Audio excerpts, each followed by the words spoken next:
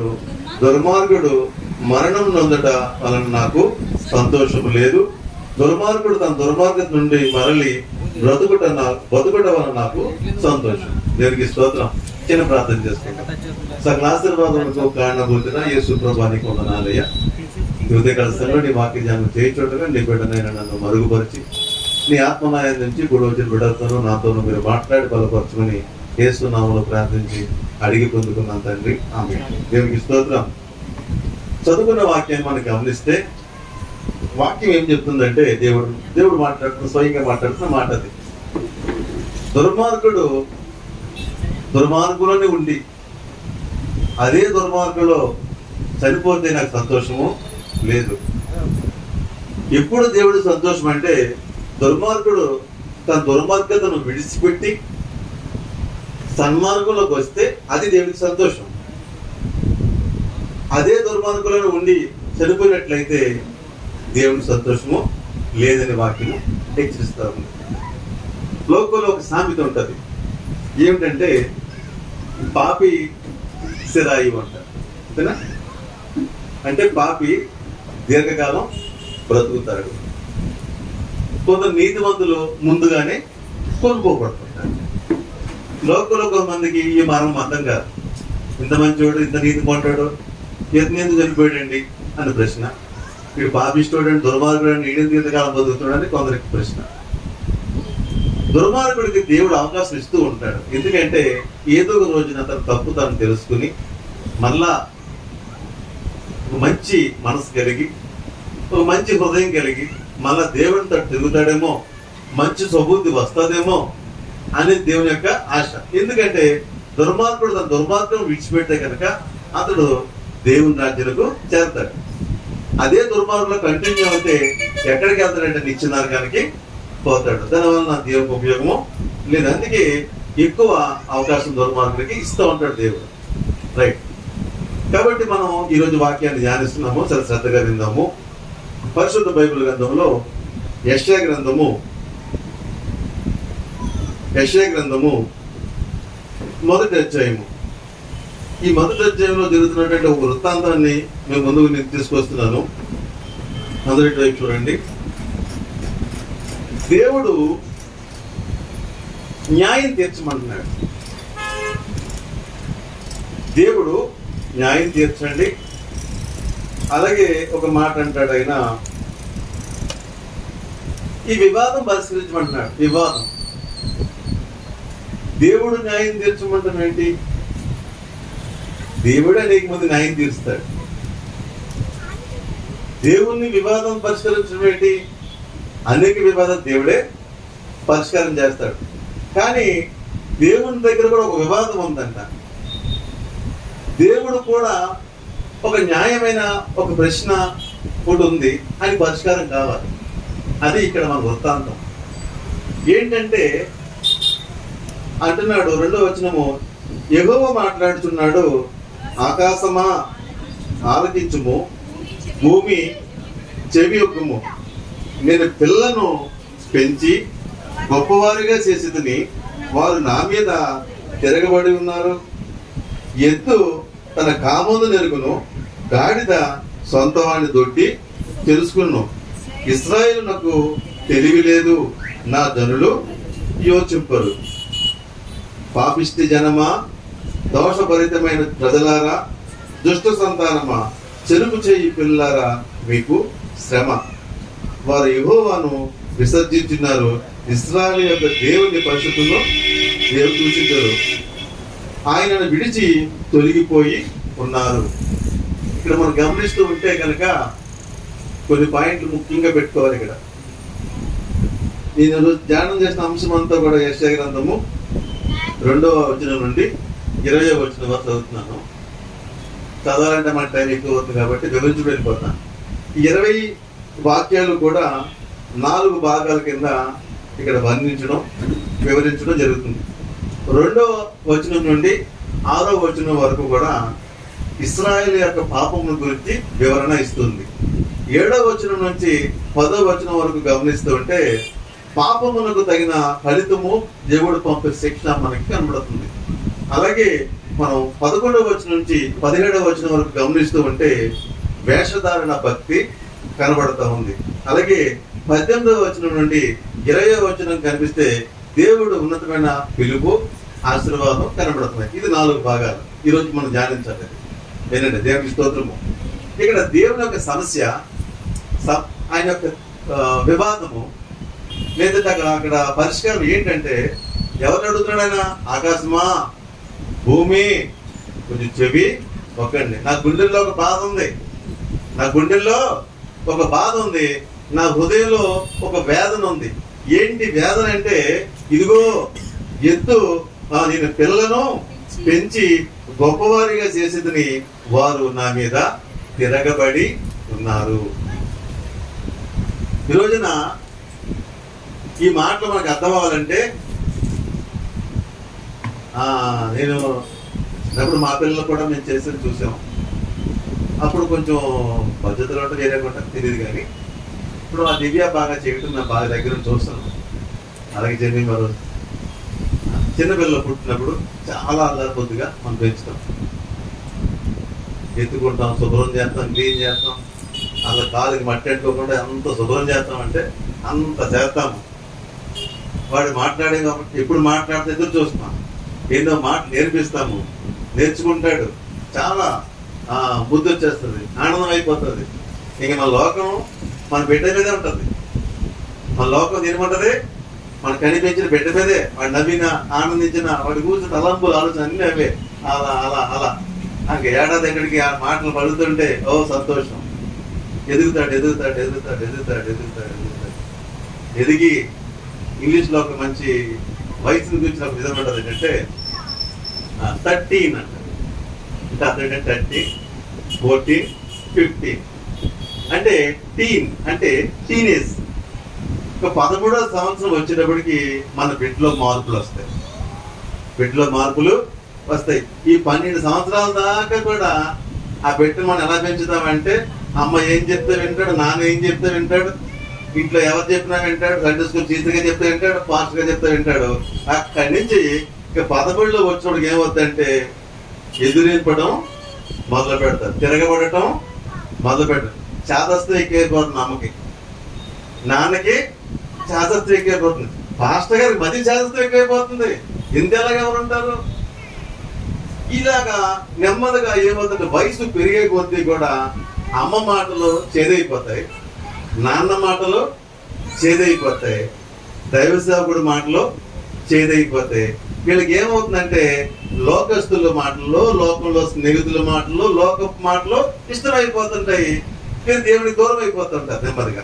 అంటే ఒక తండ్రి పడే బాధ, ఒక తల్లి పడే బాధను రెండింటినీ కలిపి దేవుడు పడుతున్నాడు. ఇక్కడ దేవుడు పడుతున్నాడు. అయ్యో వీడిని కన్నాను, పెంచాను, పోషించాను, కానీ వీళ్ళు ఏం చేస్తారు? నా మీదే తిరుగుబాటు చేస్తున్నారు. వీరికి తెలివి లేదా? వీరికి జ్ఞానం లేదా? ఎద్దు తన కామందును ఎరుగును, గాడిద తన సొంత తోటి తెలుసు. ఎద్దంట తను గడ్డేసి అంతే పెంచుతాడు, అంతే. తన యజమాని ఏం చేస్తాడు? గడ్డేసి అంతకంటే ఎక్కువ ఏం చేయడు కదా. పలావులు పెడతాడా? బిర్యానీ పెడతాడా? జీడిపప్పులు పెడతాడు? ఇంకా పాయసాలు నేను పెడతాడా? ఏమి పెట్టడు, గడ్డి మాత్రం వేస్తాడు అంతే. కానీ ఆ ఎత్తుగడ్డ విశ్వాసం ఏంటంటే, ఇతను నా యజమాని, ఇతను చెప్పిన పని నేను చెయ్యాలని. ఎంత బరువు అయితే అంత బరువుని కూడా మోసుకెళ్తుంది. అది ఆగమంటే ఆగుతుంది, నడవమంటే నడుస్తుంది. ఎత్తు అంటే తన కామందుని ఎరుగునట, తన యజమాని ఎవడో తెలుసట, ఆ యజమాని మాటకు లోబడుతుందట. గాడిదంట ఎక్కడ వదిలిపెట్టిన వాళ్ళ తన సొంత తోటికి తిరిగి వస్తుందంట. గాడిలో ఉన్న ప్రత్యేకత ఏంటంటే, గాడిద వెనకాల తన యజమాని నడిస్తే ఏమి తనదు. అదే గాడిద వెనక నువ్వు నేను వెళ్ళావు బయట ఒక తాపు తంతుంది. అర్థమవుతుందా? దానికి తెలుసు ఎవరు యజమానో తెలుసు, ఎవరిని తిరగబడాలో తెలుసు, ఎవరిని తిరగబడకూడదో తెలుసు. ఇప్పుడు దేవుడు ఒక వాదన పెడుతున్నాడు. అయ్యో ఈ జనం చూడండి ఎలా ఉన్నారంటే, వీళ్ళని పెంచాను, పోషించాను, వీళ్ళన్నీ సమకూర్చాను, కానీ ఏం చేస్తారంటే నా మీద వీళ్ళు తిరగబడుతున్నారు. ఆకాశమా వినుము, భూమి చెవి యొక్కుము, నాకు న్యాయము తీర్చండి అని ఒక ప్రశ్న దేవుడు వేస్తున్నాడు.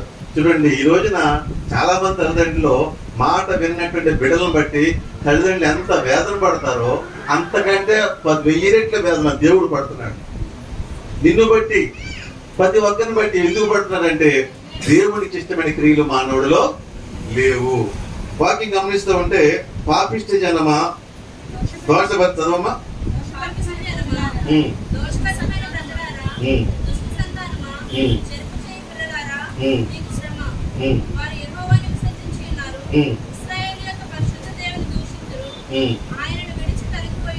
హల్లెలూయా. ఏం చేస్తారంట? ఆయన విడిచిపోయి తొలగిపోతారంట. మనం పడలేమండి, అంతమాన ప్రార్థన, అంతమాన భక్తి. ఈ దేవుడు అంటే అసహ్యమైపోతుంది, ప్రార్థన అంటే అసహ్యమైపోతుంది. లోకలు ఎక్కడికైనా పరుగులు చేస్తున్నారు, ఎక్కడైనా ఉంటున్నారు. కానీ దేవుడు అంటే ఇప్పుడు మాత్రము వర్షంలో జల్లు పాములు తాకెత్తున్నాయి. ప్రార్థన చేయడానికి ఇష్టం ఉండలేదు, వాక్యం చదవడానికి ఇష్టం, వాక్యం వినడానికి ఇష్టం లేదు, దేనికి ఆసక్తి లేదు. మరి ఎవరి వల్ల బతికేవు? ఎంతవరకు ఉన్నావు? గర్భంలో నేను పుట్టించింది ఎవడు? నీకు జీవనిచ్చింది ఎవరు? నీకు ఊపిరిచ్చింది ఎవరు? నీకు బ్రతకనిచ్చింది ఎవరు? నేను పోషిస్తుంది ఎవరు? జీవన దేవుడు కాదా? ఆ దేవుడిని విడిచిపెట్టి వీళ్ళ దేవుడికి వ్యతిరేకమైన దృష్టిలో వీళ్ళు బతుకుతుంటే దేవుడు గుండె మండిపోతుంది.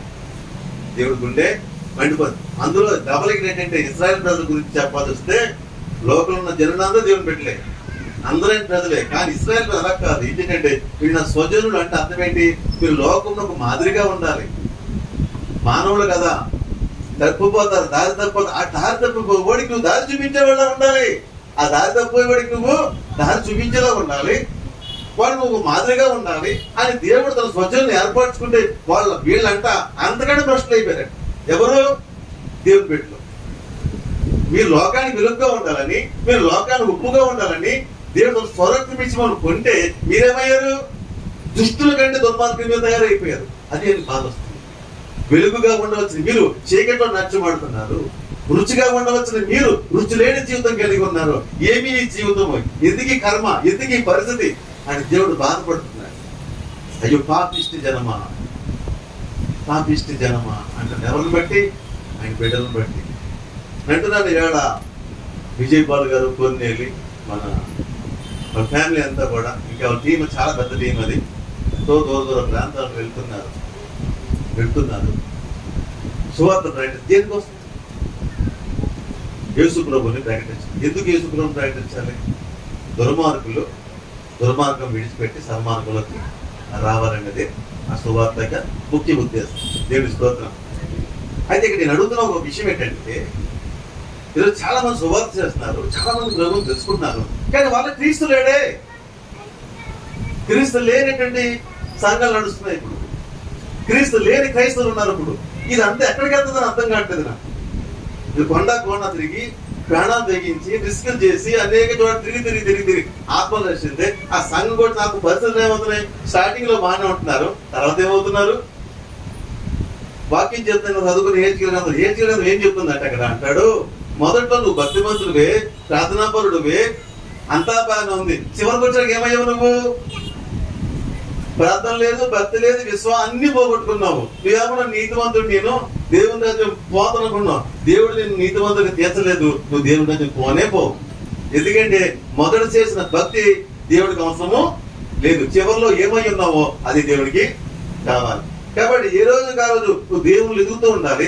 ఏ రోజు కారోజు దేవుడి దగ్గరగా నువ్వు జీవించాలి. ఈరోజు అలా లేదు చాలా మంది జీవితాల్లో. మొదట ఉన్న ప్రార్థన ఇప్పుడు లేదు, మొదట ఉన్న ఆసక్తి ఇప్పుడు లేదు, మొదట దేవుడు భక్తి చేతి ఇప్పుడు లేనే లేదు. పేరు బట్టి క్రైస్తవులు మాత్రమే కానీ వారు క్రీస్తు వారిలో లేడు. అర్థమవుతుందా? చాలా మంది సంఘంలోకి ఎందుకు వస్తారు, ఎందుకు వెళ్తారంట? అసలు సంఘం వచ్చే ఉద్దేశం చెప్పమా? అనేక మంది సువార్త చేసి ప్రభుత్వం ప్రకటించిన తర్వాత వాళ్ళు ఎక్కడికి వెళ్ళాలి? సంఘానికే వెళ్ళాలి. సంఘం వెళ్ళి ఏమవ్వాలి? అది ఈ రోజు లేకుండా పోయింది. అర్థమవుతుందా? సంఘంలోకి ఏం ఉద్దేశంతో రావాలి తెలుసా మీకు? పాపిగా వచ్చిన వ్యక్తి పరిశుద్ధుడిగా వెళ్ళాలి. రావడం పాపిగా రావచ్చు, అర్థమవుతుందా? ఎటువంటి ఘోర పాపి సంఘం రావాలి. వచ్చిన వ్యక్తి ఎలా వెళ్ళాలి? బయటికి పరిశుద్ధత కలిగి వెళ్ళాలి, పరిశుద్ధతలో నడుచుకుంటూ వెళ్ళాలి. అంత వచ్చిన ఉద్దేశం ఏంటి? పాపగా వచ్చు, ఎలా వెళ్ళాలి? పరిశుద్ధుడిగా వెళ్ళాలి. ఇంకొక మాట ఏంటంటే, నువ్వు మానవుడిగా రావాలి, క్రీస్తుగా బయటికి వెళ్ళాలి. సంఘంలో ఎలా రావాలి? నువ్వు ఒక మానవుడిగా రావాలి. ఎలా వెళ్ళాలి? నువ్వు క్రీస్తుకి వెళ్ళాలి. ఈరోజు సువార్త చెప్పమంటారు. ఏ సువార్త కావాల్సి వస్తే లోకానికి నీలోంచి ఒక క్రీస్తు కనబడాలి. అర్థమవుతుందా? ఈరోజు సాక్ష్యము మనిషి జీవితమే సువార్త అయి ఉండాలి. నీలోంచి ఒక క్రీస్తు కనబడాలి. మనం ప్రకటించేసిన మాత్రాన్ని నా సువార్త కాదండి, నేను దాన్ని తప్పు పట్టట్లేదు. కానీ నీలో క్రీస్తు లేకపోతే, క్రీస్తును అందించకపోతే అది సువార్త కానే కాదు. దేవుడు దాన్ని ఆనందించడు. అర్థమవుతుందా? ఈరోజు మనలో క్రీస్తు ఉన్నాడా? క్రీస్తు కార్యం ఉన్నాయి. మేము క్రైస్తులు, మేము క్రైస్తులు, మేము క్రైస్తులు. ఎవరు క్రైస్తులు? వీళ్ళు అందరూ ఉన్నాం. వాళ్ళు క్రీస్తు ప్రేమ ఉందా? క్రీస్తున్న తగ్గింపనం ఉందా? క్రీస్తున్న క్షమాగుణం ఉందా? క్రీస్తున్న పరిస్థితి ఉందా? క్షమాగుణం లేదు, పరిస్థితులు లేదు. వీళ్ళంతా ఏమనుకోవాలి? ఆయన ప్రేమ లేదు, ఆయన మన తగ్గింపు లేదు. ఎంత గర్వాలంటే చెప్పడు. బోల్ టైం అయిపోతుంది అన్నా, నువ్వు పెద్ద సింగరు కదన్నా, నీకు పాట ఉన్నది ఏంటి అక్కడ అంటే చాలు ఈయనకి ఇంక ఈవిడికి ఇంకా అవును నేను సింగరు కదా, నాకు ఇవ్వకపోవడం ఏంటి? ఇదా మన పని? ఎవడో ఇతరం వేస్తాడు, ఆవిడ ఉంటాడు కదా, ఆ ఏదో తోటతో అవకేశాడు కదా, ఇది నిజమన్నాడు కదా, అలాగా చేస్తాడు. నువ్వు పాస్టర్ గారు కదా, నువ్వు పిలిచి వేదికించేది ఏంటి? అంతే ఒక ఉద్దేశంతో కొద్దిగా దాటిపోతుంటాడు. ఇంకా నన్ను పిల్లలేదు, వేదిక ఎక్కించలేదు, కనీసం నాకు ప్రార్థననే ఇవ్వలేదు. చాలా మంది చెప్తున్నారు గర్వం గర్వం గర్వం. యేసులో ఉన్న తగ్గిందనేది చౌకులు లేదు, విశ్వాసంలో లేదు, ఎవరిలోనూ లేదు. తగ్గిందనమే లేదు, తగ్గింపుదనం లేదు. నువ్వు క్రీస్తు ఎలా అవుతావు? క్రీస్తు బిడ్డ ఎలా అవుతావు? ఆలోచిస్తున్నావా? ఈ తగ్గింపు స్వభావం ఉందా? లేదు లేదు లేదండి. ఇలా తాసుపాము లేదు, ఇలా అంటే చాలు తాసుపాములే లెక్క. తాసుపాము వానపాముగా మారిపో సంఘం వస్తే. ఒకప్పటి తాసుపాము అండి, చెప్పగలరు సాక్ష్యం తెలుసు చాలా మందికి. ఒక్క మాట అంటే 100 మాటని, ఒక్క దెబ్బ కొడితే 100 దెబ్బలు, అంత పౌరుషం, అంత రోజు అలా ఉండేది. అవి ఏంటప్పుడు తాసుపాము. క్రీస్తులోకి వచ్చాక వానపాము అయిపోయాం. అంత అలా ఉన్నావా? లేదా నేను ఎలా నీ కుటుంబంలో నీ జీవితంలో తాసుమా తెరబడిపోతున్నావండి. నువ్వు క్రీస్తువు, క్రీస్తు నీలో నిన్ను బట్టి దేవుడు ఆనందించేది ఏమి లేదు. అర్థం చేసుకోండి, దేవుడు మాట్లాడుతున్నాడు. ఎలా ఉంది నీ స్వభావము? తిరుగుబాటు స్వభావము, దేవుడు మాట వినని స్వభావము. ఇది దేవుడికి ఇష్టము కాదు. అడుగుతున్నాడు, నా ప్రజమా, వీళ్ళ కోసం నేను ప్రాణం పెట్టాను, వీళ్ళ కోసం రక్తాన్ని కార్చాను, వీళ్ళ కోసం నేను ఎంతో చేశాను, కానీ ఇలా జీవిస్తారు వీళ్ళు. క్రీస్తు లేని జీవితాన్ని వీరు జీవిస్తున్నారు. క్రీస్తు ప్రేమ అందించట్లేదు, క్రీస్తు వారిలో లేడు. కాబట్టి ఎప్పుడు దేవుడు ఆనందిస్తాడా? ఎవరు యేసు ప్రభులా ఉంటాడో వారిని బట్టి ప్రభు దేవుడు ఆనందిస్తాడు. అందుకే అంటాడు, ప్రభు ఏమంటాడు? ఇదిగో నా ప్రియ కుమారుడు, ఈయనందు నేను ఆనందిస్తున్నాను. నేను ఆనందించాలంటే నీలో ఆయన దేవుడికి ఏం కనిపించాలి? క్రీస్తు కనిపించాలి. క్రీస్తులో కనిపించాలి. ముఖ్యమైన క్వాలిటీస్ ఏంటి? క్రీస్తు నీలో కనిపించాలంటే, క్రీస్తు నీలోంచి కనపడాలంటే, నువ్వు క్రీస్తుగా మారాలంటే నీలో కావాల్సిన ముఖ్యమైన క్వాలిటీస్ ఏంటి చెప్పండి? ఒకటి చెప్పుకుందాం. తగ్గింపుతనం, తగ్గింపుతనము, విధేయత, ప్రేమ, క్షమాగుణము. ఎక్కువ చెప్పేసుకోవద్దు, మనం చాలా ఇబ్బంది పడిపోతాం. పరిశుద్ధత, పరిశుద్ధత ఉన్నాయా? అసలు ఏమి అసలు ఉన్నాయా చెప్పండి? మైకి ఇచ్చిన ఓ వర్లించేస్తాం. కానీ జీవితంలో క్రీస్తు లేడే. జీవితంలో క్రీస్తు లేకుండా మనం ఏం ప్రాక్టీస్, ఏం ఉపయోగం? ఎవరికి నువ్వు మాదిరి లేని భక్తి మనం ఈరోజు చేస్తున్నాం అందరూ కూడా. దేవుడు ఉదయం మండిపోయి ఆయన బాధపడి చెప్తున్న మాట ఇది అర్థమవుతుంది. అర్థం నా మాట నీ మాట తీసుకోకండి. దేవుడు హృదయం మండిపోయి చెప్తున్నాడు, ఎలా ఉన్నారు మీరు? ఒక పక్క లోకం చెడిపోతుందా? వారికి నువ్వు మాదిరిగా ఉండాలా? వారు సరిజీవనం నువ్వే కదా. లోకం ఎలా ఉంది ఈ రోజున? భయంకర పాపాలు ఉంది. గంజాయిలో మునిగిపోయారు, డ్రగ్స్ లో మునిగిపోయారు, పాపంలో మునిగిపోతున్నారు, భయంకర వ్యభిచారం జరిగిపోతుంది, భయంకర పాపం కొనసాగిపోతుంది. నీ వాళ్ళు ఏం హెచ్చరించాలి? వాక్యం చెప్తే ఏ గ్రంథము దుర్మార్గం హెచ్చరించాలి. నువ్వు నీ పాపం విడిచిపెట్టబ్బా, ఇందులో పెడితే మంచిది కాదు, నువ్వు నశించిపోతావు, నరకనే పోతావు, హెచ్చరించవచ్చు. నీవు ఏమవుతావు? నువ్వు దాంట్లో తల్లుతున్నావు, వాడికంటే ముందుకు తొలుతున్నావు. నువ్వెక్కడున్నావు? నువ్వు క్రైస్తవుడివి, నువ్వు క్రైస్తవురాలివి. ఏమనుకో దీని గురించి? దేవుడు ఏమనుకుంటాడు? ఆలోచన చేసుకోండి, ఒకసారి ఆలోచన చేసుకోండి. నీలో క్రీస్తు ఉన్నాడా? అదొక బాధ ఈరోజు కనబడుతుంది. చాలా విషయాలు ఉన్నాయి. దేవునికి స్తోత్రం. ఈ 2 నుంచి 6 వచనాలు కూడా క్రైస్తవుల యొక్క పాపము, ఇశ్రాయేలు యొక్క పాపం మనకి కనబడుతూ ఉంది. అంటాడు అది కాలం మొదలుకొని 5వ చూద్దాము, నిత్యము తిరుగుబాటు చేయొచ్చు మీరు ఎలా ఇంకా కొట్టబడుదురు. ప్రతివాడు నడినెత్తిన వ్యాధి కలిగి ఉన్నాడు, ప్రతి వారి గుండెలో వాళ్ళకి నడినెత్తిన వ్యాధి. నడినెత్తిన వ్యాధి అంటే ఏంటి? అలా పాడైపోయింది, అలా చెడిపోయింది. బుర్ర మంచిది కాదు, ఆలోచించటాన్ని అన్ని చెడ్డలప్పులే. ఇంత నొట్టలేదు, అది అప్పుడే లవర్స్, వాళ్ళకి అప్పుడే రకరకాల కోరికలు. చెడిపోయింది బుర్ర, పూర్తి చెడిపోయింది. ఒక వయసు వస్తే మీ అమ్మాయి నీకు ఒక అమ్మాయిని కట్టి పెడుతుంది చీరాలో. ఒక వయసు రాగానే నీ తల్లిదండ్రులు నీకు ఒక భార్య కట్టి పెడతారు, నీకు ఆడతా వస్తుంది. ఎవరో రాని పని. ఈలోపు తొందరపాటు ఎందుకు? వెతికేసుకోవడం, సంఘంలో వెతికేయడం, స్కూల్లో వెతికేయడం, కాలేజీ, ఇదే పని. చెడిపోయింది బుర్ర, చెడిపోయింది. దేని బట్టి చెడిపోయింది? సినిమాలు చూసి, లోకం చూసి, వ్యభిచార క్రియలు. ఆ తలంపులు చూసుకుంటూ కూర్చుంటే ఎందుకు పాపం చేస్తారు? ఏడాది పాపని 10 ఏళ్ళు బావులు పాడు చేయటం. ఈ కామకాయలు ఎలాగొస్తున్నాయి అంటున్నారు? బుర్ర నడినెత్తి ఏమైంది? చెడిపోయింది, చెడిపోయింది. ఆలోచనలు చెడిపోయింది. కారణం ఏంటి? లోపల పాపంలో పడిపోయింది. లోపల పడిపోయింది. నువ్వెక్కడ నువ్వందరూ ఉన్నాయి రోజుని. మేమేం తక్కువ కాదండి. ఒకప్పుడు సినిమా హాలు ఎక్కడ ఉండేది, ఇప్పుడు ఇంట్లోకి వచ్చేసింది, చేతిలోకి వచ్చేసింది. ఎక్కడ వచ్చింది? ఒకప్పుడు ఎక్కడ థియేటర్లో ఉండేది, ఆ థియేటర్ నుంచి టీవీలోకి వచ్చింది, టీవీ నుంచి అప్పుడు ఒక ఇంట్లో ఉండేది, ఇంట్లో చేతిలోకి వచ్చేసింది. ఇంకేం తక్కువేమీ కాదు కదా. అర్థమవుతుంది? దీన్ని బట్టి ఏం అర్థం అవుతుంది? చెడిపోయి బతుకుతున్నారు.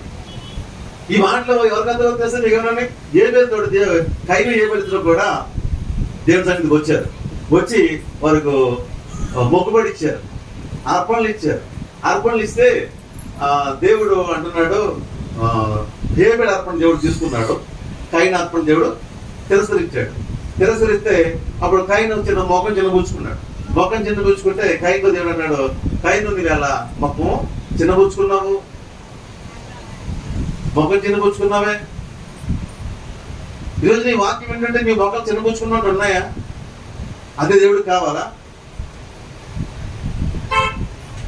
సత్క్రియలు చేసిన ఎడలా నువ్వు తలెత్తుకుంటున్నా కదా. దేవుడు ఏమన్నాడు? సత్క్రియలు చేస్తుంటే నీ అర్పణ కూడా అంగీకరించబడను. ఇప్పుడు నెక్స్ట్ అప్పుడు ఏం చెప్పాడు దేవుడు సన్నిధి. దేవుడు మాటలు ఏం చెప్తున్నాడు? కైను నీ వేళ ముఖము చిన్నబుచ్చుకున్నావు, నీకు ఈ కోపం ఎలా? సత్క్రియలు చేసిన ఎడలా తలెత్తుకోనవా? ఈరోజు ఎంత కోపం వచ్చేస్తుందండి బాబో. ఇంత ఉండలేదు. 12 ఏళ్ళ దాకా బాగున్నాడండి. అమ్మ పోతాను అది ఇది రకరకాల అన్ని చెప్పి తినేవి. 12 దాటేటప్పటికి కుర్రోడు అది యాసాలు చెప్తా. కుర్రోళ్ళు నిక్కర్లు వేయించండి. సరే అరగొండ కొట్టించండి, కుర్రోళ్ళకి నిక్కర్లు వేయించండి. వీళ్ళు సోకులు ఎక్కువైపోతున్నాయి. అమ్మాయిలు కూడా చెప్తున్నాను, సోకులు మంచివి కాదు. అర్థమవుతుందా? ఈ ఏదో అనవసరం గ్లామర్ పెట్టుకుని కుర్రోళ్ళనేమో మా అమ్మాయిలు పాడు చేయడం, అమ్మాయిలేమో అబ్బాయిలు బొర్రలు పాడు చేసుకోవడం మంచిది కాదు. అర్థమవుతుందా? ఒకసారి ఒక సందర్భం చెప్తున్నాను. ఒక హాస్పిటల్లో ఉన్న ఒక ఆవిడ, 55 ఏళ్ళు ఆవిడ గుండె ఆపరేషన్ చేయించుకుందంట. డాక్టర్లు కష్టం అన్నారంట. కష్టం అంటే ఆవిడేమో కన్నీరు కాచి ప్రభా అలాగే ఎలాగని ప్రార్థన చేస్తే దేవుడు ఆయన దర్శించి పర్లేదమ్మా నేను మళ్ళీ ఆయుష్ ఇస్తాను అన్నాడు. డాక్టర్లు వచ్చారు, వైద్యం చేశారు. ఇంకా దేవుడు అన్నాడు, పర్లేదు నీకు 87 దాకా నేను ఆయుష్ ఇస్తాను అన్నాడు. వెంటనే నాకు ఆయుష్ ఎంత ఉంది? 80 వచ్చేసి చెప్పేసి అదే హాస్పిటల్లో ఒక బ్యూటీ టెక్నీషియన్ ఏదో ఉంటుందట, దాంట్లో మొత్తం తయారైపోయిందంట. దేవుడు మీకు ఒక విషయం చెప్తున్నాను, మొత్తం నీట్గా తయారైపోయి రోడ్డు మీకు వచ్చిందంట. వచ్చి రాగానే బండి వచ్చి గుద్దేసిందంట, చచ్చిపోయిందంట. దేవుడిని అడిగిందంట, ఇదేంటి ప్రభు 80 ఏళ్ళు ఆశించానన్నావు, ఇలా కొమ్మ హాస్పిటల్ బయట దాకా చచ్చిపోయానంటే నేను గుర్తుపట్టలేకపోయిందమ్మాడట. నేను గుర్తుపట్టలేకపోయి 50 ఏళ్ళు అప్పుడున్నప్పుడు ఎలా ఉన్నాడు అలాగ 80 ఏళ్ళు లేవు కానీ నువ్వు అంత మనసు మారిపోయారు, అంత మారిపోయారు. నాకు గుర్తుపట్టు ఈరోజు గుర్తుపట్టలేకపోతున్నాం. అలా తయారైపోతున్నారు. ఈ తయారు ఎందుకు? ఈ పాపం ఎందుకు? దేవుని బిడ్డలుగా ఉన్నానన్న ఆలోచన ఉందా? కైన్తో దేవుడు మాట్లాడుతున్నాడు, నీకు కోపం ఎలా? ఎవరితో మాట్లాడుతున్నాడు? నీతోనే మాట్లాడుతున్నాడు దేవుడు. అంటే అప్పుడు వింటావా? కయను నాతో కదా అనుకున్నాడు, అంతే కదా. అప్పుడే కయను బుద్ధి తెచ్చుకుంటే ఎలాగుంది పరిస్థితి? అంతకుడు కాకపోను కదా, అంతకుడు కాకపోను. ఎందుకంటే దేవుని మాట ఎక్కట్లేదు బుర్రలోకి వెళ్ళవు, ఎందుకంటే సైతాన్ని ఎత్తి మీద కూర్చున్నాడు కాబట్టి. అర్థం చేసుకోండి, చాలా మంది జీవితంలాగా పాపిష్టనంగా మారారు. హల్లెలూయా, దేవునికి స్తోత్రం. అది కాలం మొదలుకొని స్వస్థత కొంచెమైనను లేదు, ఎక్కడ చూసినను గాయములు, పచ్చి పుండ్లు, అవి పిండబడలేదు, కట్టబడలేదు, తైలముతో మెత్తన చేయబడలేదు. అంటే దేవుని దృష్టికి ఎలా ఉన్నారంటే ఇలా ఉన్నారు, వీళ్ళు అందహీనంగా ఉన్నారు. ఇప్పుడు గాయాలు సీమ్ గారిపోతుంది, పిండడం అంటే ఏంటి? క్లీనింగ్ లేదన్నమాట, అంటే రసి గారిపోతుంది, క్లీన్ చేయలేదు, శుభ్రం లేదు. గాయాలతో రసి గారిపోయి ఇలాగెన్ని పిండబడకపోతే ఎలా ఉంటాడు మనిషి? చూడడాకే వికృతంగా ఉంటాడు. ఎవరి దృష్టికి? దేవుడి దృష్టికి అలా ఉన్నాడు. వీడు ఎలా ఉన్నాడట? బ్యూటీగా కనపడుతున్నాడు. అంటే లోకం మేకప్ వేసుకుని బ్యూటీగా కనపడుతున్నాడు, కానీ దేవుడి దృష్టి ఎలా ఉన్నాడు? చెడిపోయిన హృదయంతో, గాయాలతోటి, కానీ ఎందుకంటే శుభ్రత లేకుండా, పరిశుద్ధత లేకుండా కనపడుతుంది దేవుడి దృష్టికి. దేవుడి స్తోత్రం. రైట్, ఇంకా ముందుకు వెళ్ళిపోతాం, మన సమయం అయిపోతుంది. అయ్యో, 8వ చూద్దాము.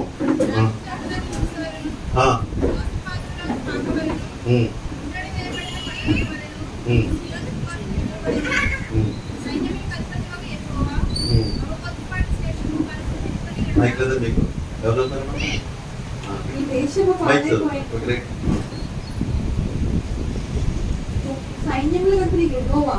బహు కొద్దిపాటి దేశము మనకు నిలబడేటగా మనము సొదొమ వలె ఉండుము, గొమొర్రాతో సమానముగా ఉండుము.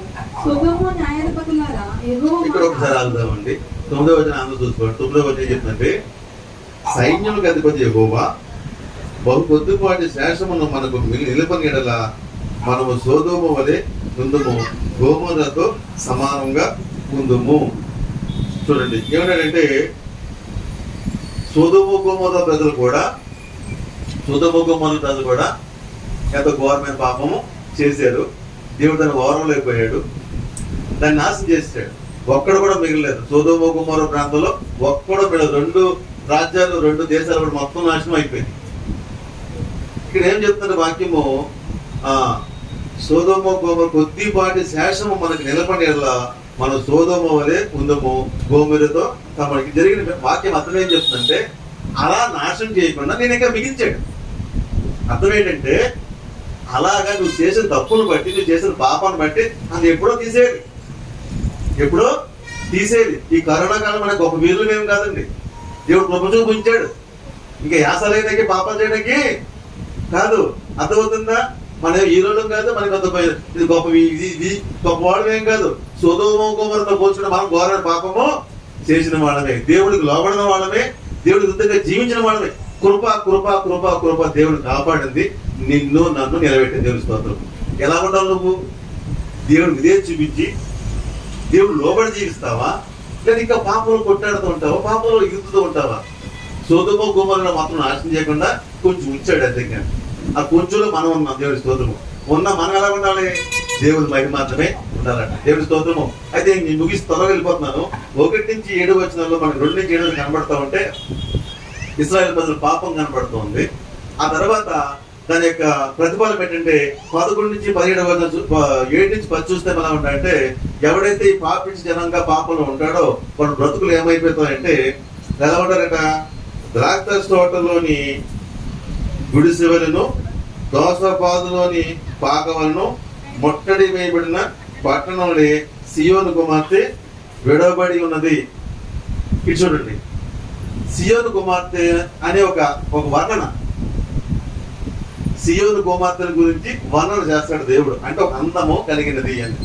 అంటే యెరూషలేము, ఇశ్రాయేలు ప్రజలు, దేవుడి రాజ్యము ఒక సౌందర్యమైన పట్టణం. అది ఆ రాజ్యాలు ఎంత తొలతొగివి అంటే, ఈ దావీదు కాలంలో, సొలొమోను కాలంలో కట్టిన మందిరాలు, ఆ దేవాలయాలు, ఆ ఒక రాజ్యాలు ఎలా ఉండేంటే ఆ కట్టడాలు అందంగా ఉండేవి, ఆ ఇళ్ళు అందంగా ఉండేవి, ప్రజలు వైభవంగా ఉండేవారు. కానీ ఏమైంది ఇప్పుడు?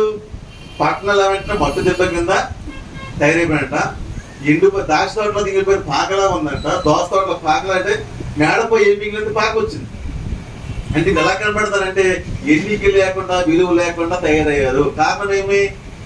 దేవుడి గుర్తుకు నడుచుకోవడం బట్టి. అంతే కదా? దేవుడి గుర్తుకు నడుచుకుంటే నీ భవిష్యత్తు ఏంటి తెలుసా?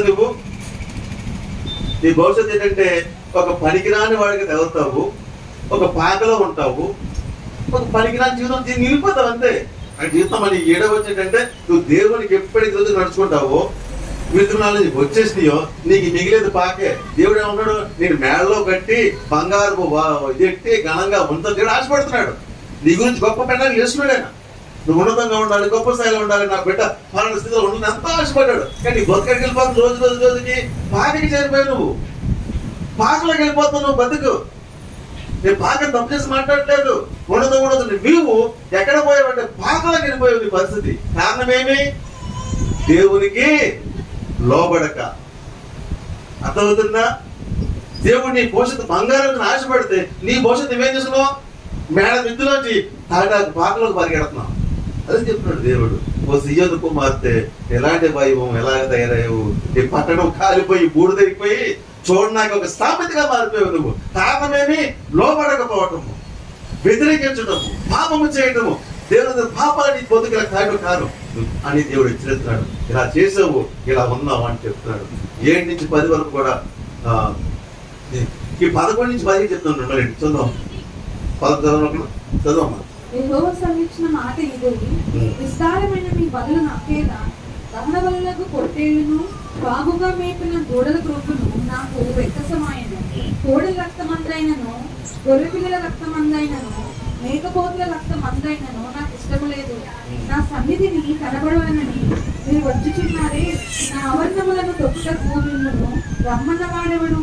మీ నైవేద్యము వ్యర్థము, అది నాకు అసహ్యం పుట్టించు రూపార్పణము. దాని నికను తిరుగుడి. అమావాస్యయు విశ్రాంతినమును సమాజపూట ప్రకటనను జరుగుచున్నవి. పాపుల గుంపు కూడిన ఉత్సవ సమాజమును నేను ఓర్చుతాలను. మీ అమావాస్య ఉత్సవములను నియామ కాలములను నాకు వేయములు, అవి నాకు బాధాకరములు. వాటిని సహింపలేక విసిరియున్నాను.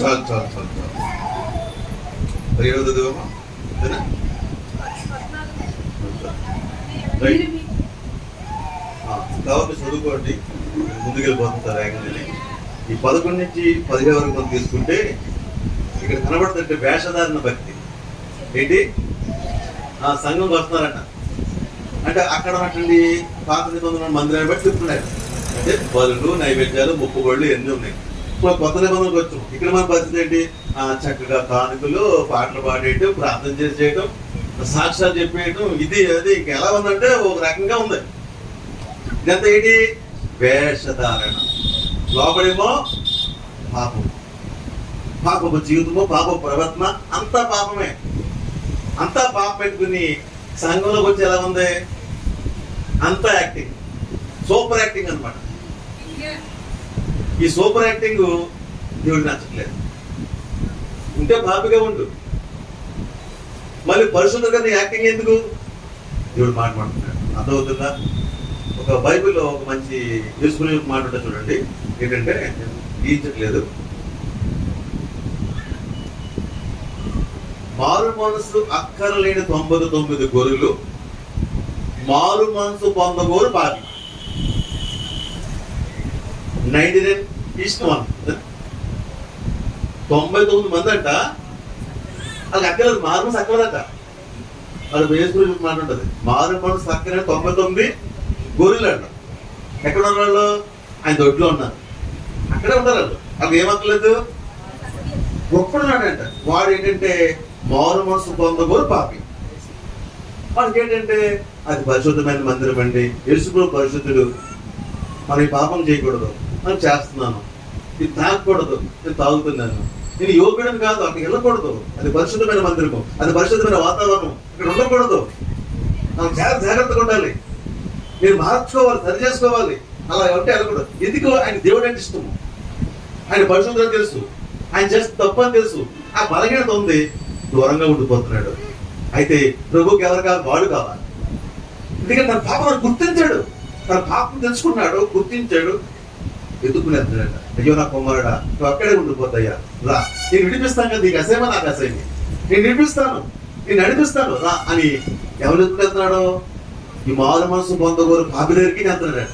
ఈయన ఉన్నారే లోపల ఎవరు 99 మంది, వీళ్ళకి ఏమక్కర్లేదు, అసలు అక్కర్లేదు. వీళ్ళు ఇష్టానుసారం మంది జీవితం మారు మనసు అవసరమో లేదు, అది లోనే ఉంటారు. వాళ్ళు పట్టించుకోకుండా వెళ్ళడానికి వెళ్ళాడు, ఒక్క పాపి దగ్గరికి వెళ్ళాడు. ఉందా ఆలోచన? నువ్వు చేసిన తప్పు నువ్వు గుర్తిస్తున్నావా? నీ బాధ నీకు నీ ప్రవర్తన నీకు అర్థమవుతుందా? ఆ గ్రహింపు ఉందా? కైనికి అర్థం కాలేదు. కైను నీ బ్రతుకు మార్చుకోవా అంటే కైనికి అర్థం కాలేదు. దేవుడు నాకు నేరం మోగుతున్నాడు, దేవుడు నన్ను వ్యతిరేకిస్తున్నాడు, దేవుడు నన్ను తక్కువ చేస్తున్నాడు అనుకున్నాడు. కానీ అయ్యో నాలో ఈ లోపం ఉందని కైని సరి చేసుకుంటే కైన బదులు ఆశీర్వాదకరంగా ఉండేది, కైన బదులు శాపమైపోయింది. అర్థం చేసుకుందాము. హల్లెలూయా. కాబట్టి మనం గమనిస్తూ ఉంటే ఈ 11 నుంచి 17 వచ్చిన వరకు అంత వేషధారణ భక్తి. ఈరోజు నేను ఎవరిన ఉద్దేశించి నేను ఏమాట మాట్లాడుతున్నామా? ఒకవేళ నీలో ఆ వేషధారణ ఉంటే ఈరోజు మార్చుకోమన్నాడు దేవుడు. గుండె తగిలిపోయి మాట్లాడుతున్నా మాట్లాడి ఆయన గుండెతో బాధపడుతున్నాడు. ఎంతకాలం వేషధారణ భక్తి చేస్తాం? మనం సరి చేసుకుందాం. ఏ విషయంలో మనం మలగిలో ఉన్నామో ఆ విషయం పశ్చాత్తాపడండి, ప్రార్థన చేసుకోండి, దాని విషయం అవగాహన కలిగి ఉండండి. సౌలుకి దావీదుకి తేడా చెప్పంటారా? సౌలు తప్పు చేశాడు. సౌలు తప్పు చేస్తే సమూయేలు చెప్పాడు, సౌలు నువ్వు తప్పు చేసావయ్యా అన్నాడు. అది తప్ప అన్నాడు. సౌలు ఏమన్నాడు? అది తప్ప అన్నాడు. సరి చేసుకోలేదు, మార్పు తెచ్చుకోక దేవుడి మీద వ్యతిరేకంగా అయిపోయాడు, దేవుడి శాఖ వ్యతిరేకంగా అయిపోయాడు. సౌలు ఏమైపోయాడు? అర్ధాంతరంగా మరణించాడు. చివరికి సౌలు కూడా నాశనం అయిపోయాడు. దావీదు ఘోరమైన పాపం చేశాడు. సౌలు చేసిన తప్పు చిన్న తప్పే. సౌలు చేసిన తప్పేస్తా శత్రు రాజ్యంలో వచ్చి ఆ గొర్రెల్ని మేకలు తేకూడదు, అక్కడి నుంచి ఎద్దులు కట్టి తేకూడదు, అక్కడ వదిలేదంటే కాల్చేస్తే అక్కడ తేవద్దని చెప్పాడు. అది నాశనం అయింది, శాపకష్టమైన తేవద్దన్నాడు. ఈయన చేసిన చూడగానే బలంగా ఉన్నాయి, మంచి బుద్ధిగా ఉన్నాయి, ఇది దేవుడికి బలిస్తే బాగుందని చెప్పేసి తేవద్దని తెచ్చి బలిచ్చాడు. అది తప్పు. దేవుడే చెప్పాడు అక్కడి నుంచి ఏమి తేవద్దన్నాడు. అక్కడి నుంచి ఏ ముట్టుకో దేని తేవద్దంటే తెచ్చాడు. అది తప్పు. సౌలు. దావీదు ఏంటి? చాలా ఘోరమైన పాపం చేశాడు, మామూలు పాపము కాదు. అయితే నాతాను ప్రవక్త చెప్పాడు, దావీదా ఏంటి పని అన్నాడు. అంటే ఏం చేయడు దావీదు అన్నాడు? ఎస్, నేను తప్పు చేశాను, నా తప్పు నాకు తెలిసింది, ఇంకెప్పుడు మా తప్పు అర్థమవుతుందా? మార్పు అంటే అది అర్థమైందా? నీ తప్పు నీకు తెలియాలి, మళ్ళీ ఎప్పుడు ఆ తప్పులోకి నువ్వు వెళ్ళకూడదు. సారీ ఎన్నిసార్లు చెప్తా? సత్యం కదా, ఒకసారి చెప్పు, 2 సార్లు చెప్పు, ఎల్లప్పుడు చెప్తే బాగుంటుంది. అది యేసు ప్రభు దగ్గరికి ఒక వ్యభిచార స్త్రీ వచ్చిందండి, పాపం చేసి పట్టబడింది, దొరికిపోయింది. హ్యాండెడ్గా శిక్ష వేయడానికి అందరూ వచ్చారు, రాళ్ళు వేసుకుంటాం చంపాలి, అదే తీసుకెళ్తున్నారు. ఆ దారిలో యేసు ప్రభు వచ్చాడు. యేసు ప్రభు దగ్గర పరిశుద్ధాలు వాళ్ళు వచ్చారు. ఈ యేసుని అడిగారు, యేసు ఈమె వ్యభిచారం చేసి పాపం చేసి పట్టబడింది, నీకు శిక్షించమంటావా ఏం చేయమని అడిగారు. ప్రభు చెప్పాడు, మీలో పాపం చేయనివాడు మొదట రాయి వేయమన్నాడు. అందరూ పాపం చేసిన వాళ్ళు కాబట్టి ఆమెను ఏమీ చేయకుండా బుద్ధి పెట్టేస్తారు. ప్రభు అన్నాడు, అమ్మాయికి పాపము చేయి, నేను ఏమీ చేయను, ఇక నువ్వు పాపము చేయకని చెప్పాడు. ఇప్పుడు అలాగే ప్రభు అంది. అలా 4 రోజులు పోయిందంత మాకు అదే వ్యభిచారం పట్టబడితే ప్రభుకి ఎలా ఉంటుంది? మేడం ఆలోచించండి. ప్రభు ఏం చెప్పాడు? ఇక నువ్వు పాపము చేయకన్నాడు. అది చాలా ఒక మాట నీకు ఒక్క ఛాన్స్ దొరకదు, సరిపోతుంది నీకు. ఇంకా పాపం చెప్తే అదే ప్రభు ఏం చేస్తాడు? ఒక ఉమ్ము వేసి ఇచ్చి మారండి పాపించదనమాట.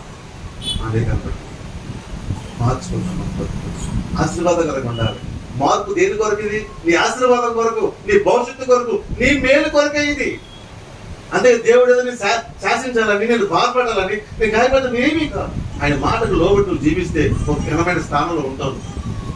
ఆయన మాటకు లోబడకపోతే మనం అన్నీ పోగొట్టుకుంటాం. దేవుని స్తోత్రం హల్లెలూయా.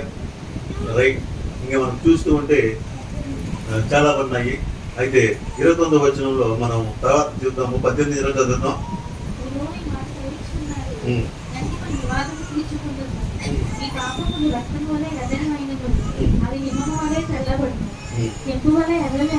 అవి గొర్రెబొచ్చు వలె తెల్లని మీరు సమ్మతించిన మాట వినేదల్లా మీ భూమి యొక్క మంచి పదార్థాలను అనుభవించురు, సమ్మతింపక తిరుగుబడి మీదల్లా నిశ్చయంగా మీరు కర్తము కాగలరు. హల్లెలూయా. చూడండి, ఇక్కడ గమనిస్తూ ఉంటే యెహోవా ఈ మాట సెలవిస్తున్నాడు, రండి మన వివాదము పరిష్కరించుకుందాం.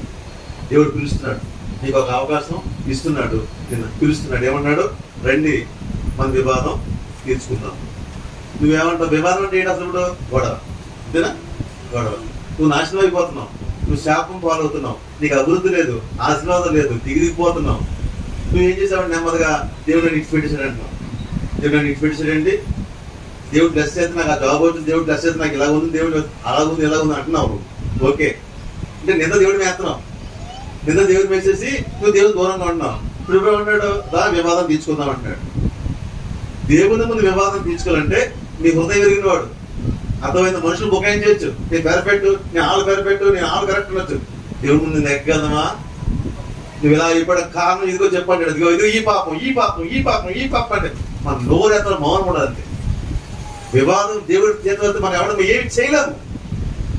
వాదించట్లేదు దేవుడు అంటాడు, రా ఒప్పుకో, నేను క్లీన్ చేస్తాను.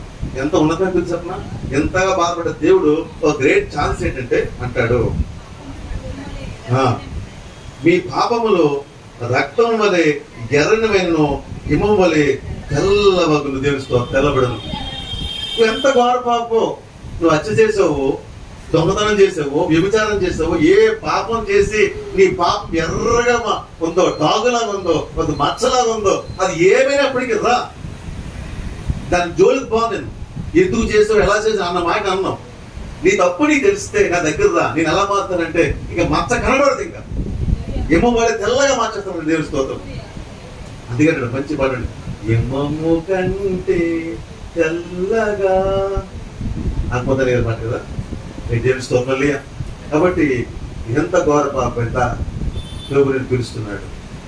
నీ బదులు నేను శిక్షించబడ్డాను, నీ బదులు నేను ప్రాణం పెట్టాను, నా రక్తంతో నేను కడుగుతాను. ఇంకెప్పుడు కూడా ఎవడు నీ ఏది చూపించకుండా నేను శుద్ధి చేస్తాను. నేను కానీ నేను తెల్లగా చేస్తాను. అది నిజంగా డాగులాగా ఉన్నా, మచ్చలాగా ఉన్నా, ఏమున్నా సరే నేను కడిగేస్తాను రా అని దేవుడు ఒక మంచి ఉన్నతమైన ప్రేమతో ఆయన ఆహ్వానిస్తున్నాడు. మీ పాపములు రక్తం వల్ల ఎర్రనమైనను, ఆ హిమం వల్ల తెల్లబడను, కెంపు వలె ఎర్రనమైనను, అది గోధుమలో తెల్లనవను. మీరు సమ్మతించి నా మాట వినేలా. ఇక్కడ చాలా బాగుంది, ముగిసి చెప్పరు మాట్లాడేది. మీరు సమ్మతించి, సమ్మతించడం ఏంటి? ఒప్పుకుంటున్నావా? నేను ఒప్పుకున్నాడా? నేను ఒప్పుకున్నాడా? సమ్మతించలేదు. సమ్మతింతే ఆశీర్వాదం. ఇప్పుడు అదే నాకు తక్కువైపోయింది కదా. ఎవడు ఒప్పుకుంటుందండి, ఎవరి కథకు ఆడేయరు, ఎవరి కథకు నేను కరెక్ట్ అండి, నేను కరెక్ట్, నాలో ఏ తప్పు లేదు, నేను కరెక్ట్ అంతే. నీ జీవితం మారదంటే నువ్వు మనుషులు వాదించవచ్చు, మనుషులు గెలవచ్చు, మనుషులు బుకాయించవచ్చు, మనుషులు ఏమనొచ్చు. దేవుని దగ్గర గెలవలేసమా, జాగ్రత్త, బీ కేర్ఫుల్. దేవుని ముందు వాదము నిలబడదు. సమ్మతించు.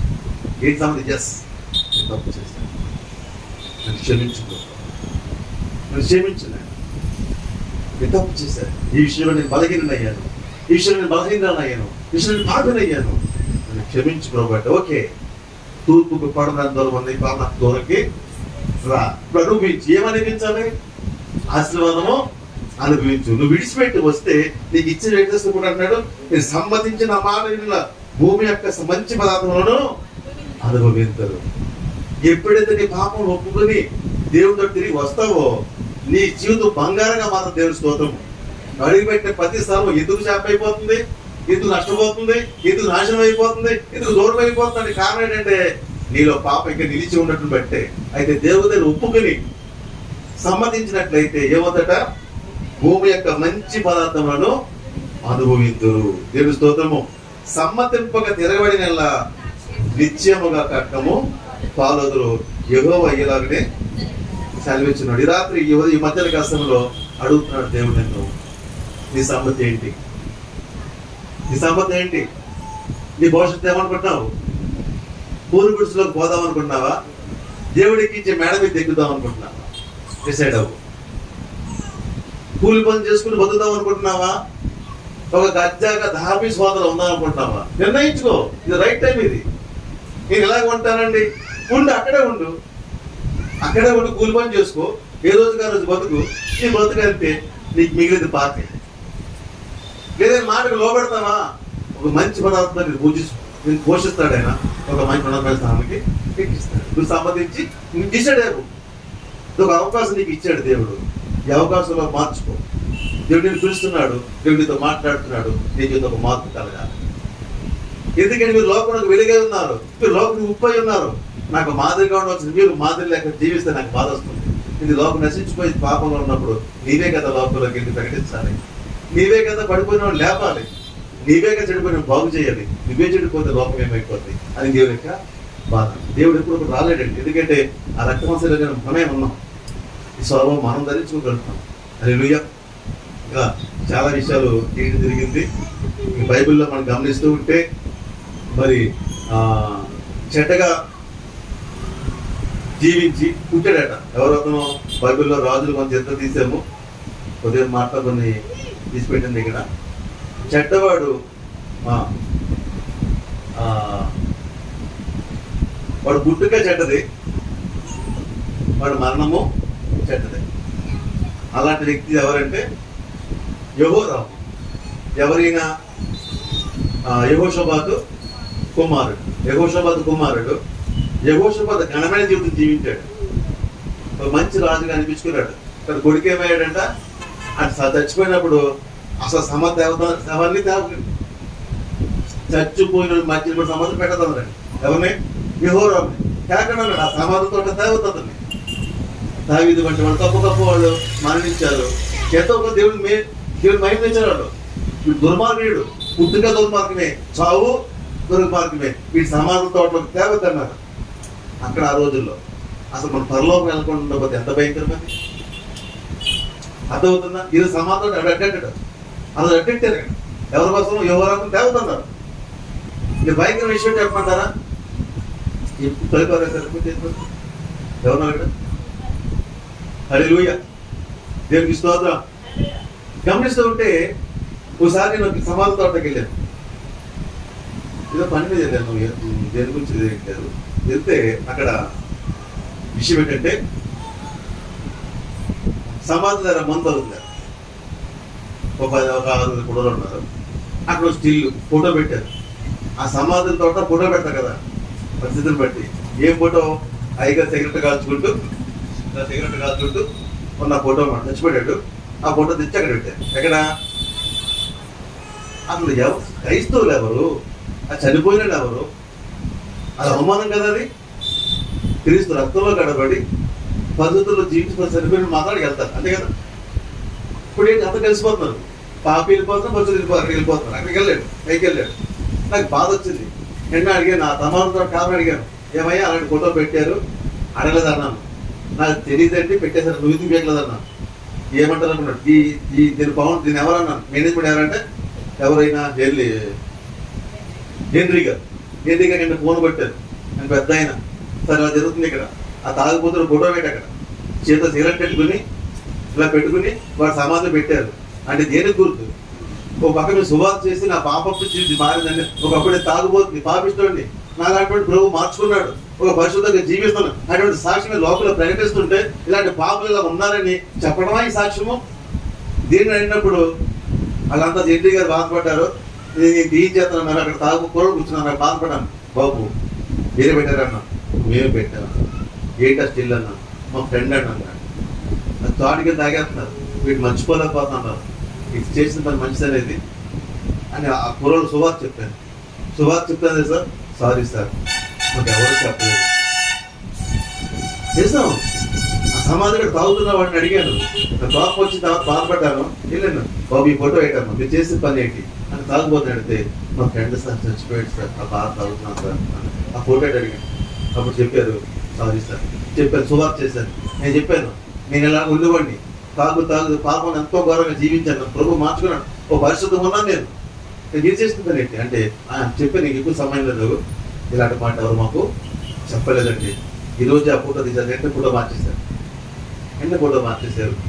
కాబట్టి ఈ సమానంతో ఎవరు వెళ్ళిపోవచ్చు ఈ రోజున.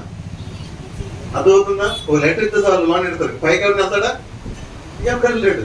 అర్థమవుతుంది. ఆ రోజున యెహోరాముని లోన్ పంపడం ఎవడం నో అన్నారంతే. వాడు వద్దండి అన్నారు. ఎందుకంటే వాడు పుట్టుగా పాపమే, వాడు జీవించింది పాపమే, ముగింపు పాపమే, వాడు మార్పు రాలేదు. కానీ మనిషి ఉన్నాడు, పుట్టుగా ఘోరంగా పుట్టాడు, కానీ ముగింపు మాత్రము మంచి ముగింపు. మనిషి అలా ఉంటాడు జీవితం. అర్థమవుతుందా? కాబట్టి ఆశ ఉన్నాడు, ఫస్ట్ నుంచి మంచి భక్తపరుడు, మంచి జీవితం జీవించాడు, చాలా పర్ఫెక్ట్ గా ఉన్నాడు. లాస్ట్ లో ఏమయ్యాడు? దేవుడికి దూరం అయిపోయాడు. ఏంటి ఆశలో లోపల చెప్పంటారా? ఆశకి ప్రార్థాశ తగ్గిపోయింది. అంతమాన ప్రార్థన ఏంటి, అంతమాన దేవుడు ఏంటి, అది ఆశలో లోపం. అదే ఎప్పుడు సమస్యలు వస్తా ఉంటాయా? మనం ప్రార్థన చేస్తూనే ఉంటామా? అంతమాన ప్రార్థన చేయాలా? ఇదేనా మన పని? ఈ ప్రార్థన దేవద్దు అని మానేశాడు. దేవుడు ఏమన్నాడు? ఈ రాజ్యం మాత్రమే కాదు, ఇంకా గొప్పగా తీసుకెళ్దామన్నా నేను సిరియా దేశాన్ని, ఇంకా దేశాన్ని అని నీకే నేను అనుకున్నాను. నువ్వు ప్రార్థన మానేసుకుని కూర్చొని వాడికి దాసుడు అయిపోయావు. ఇదిగో ఇది మాత్రం నీకు ఏమి ఉండకుండా పోతున్నాడు. అయిపోయిందండి దాసుడు జీవితం. అప్పుడైనా మారాడా? కాడు తప్పుంటుంది, అప్పుడు మారలేదు. అంటే అది దేవుడు లెక్కసమైపోతుంది. నేను ఆన్లైన్ మాస్టర్ గారు ఎదిగే కొద్దీ ప్రార్థన తగ్గిపోయి, విశ్వాసం తగ్గిపోయి, భవిష్యత్తు తగ్గిపోయి, వాక్యం పట్ల ఆసక్తి తగ్గిపోతే ఎక్కడ పోదాం, ఏమవుదామని ఆశ వాళ్ళ ముగింపు ఉంటుందా? నేను చివరి మాట ఏంటంటే, జగత్ గ్రంథంలో నువ్వు మొదటి నీతిమంతుడిగా ఉండి నీతిగా జీవించి చివరిలో నువ్వు లోపంలో పాపంలో ఉంటే దేవుడిని ఎంటర్ చేయడు. మొదటి భక్తి నీకు లెక్కల్లోకి రాదు. మొదటి నుంచి ఒక పాపంలో పుట్టి పాపంలో పెరిగితే లాస్ట్ లో నువ్వు మారు మనసు పొంది ఒక మంచి జీవితంలోకి వస్తే అది పరిగణలోకి వస్తుంది, వాడు దేవుని దాంట్లోకి వస్తాడు. కాబట్టి ఎలా ఉంది నీ జీవితం? దినదినం ఎదుగుతున్నావా, దినదినం దిగుతున్నావా? ఆలోచించుకుందాం. దేవుడి మాటలు దీవించును కాదు. ఆమేన్. ప్రార్థన చేసుకుందాం. ప్రార్థన. చాలా